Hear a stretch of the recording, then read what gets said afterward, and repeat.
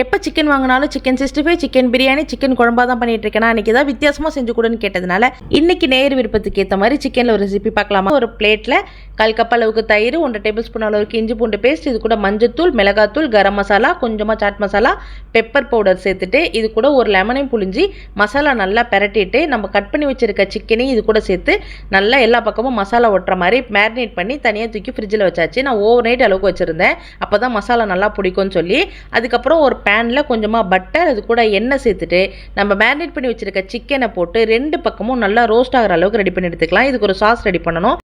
ஒரு மிக்சி ஜாரில் வேக வச்ச 3 முட்டையோட வெள்ளைக்கரு மட்டும் சேர்த்துருக்கேன். 3 பூண்டு பல், 1/4 டீஸ்பூன் உப்பு, 1/4 டீஸ்பூன் சுகர் சேர்த்துட்டு இது கூட 2 ஸ்பூன் அளவுக்கு ஃப்ரெஷ் மில்க் சேர்த்துருக்கேன். 2 ஸ்பூன் அளவுக்கு ஃப்ரெஷ் க்ரீம் சேர்த்துருக்கேன். இது கூட கொஞ்சமாக எண்ணெய் சேர்த்துட்டு 2 சீஸ்லை சேர்த்து நல்லா இது க்ரீமி டெக்ஸ்சர் வர அளவுக்கு பிளெண்ட் பண்ணி எடுத்துக்கலாம்.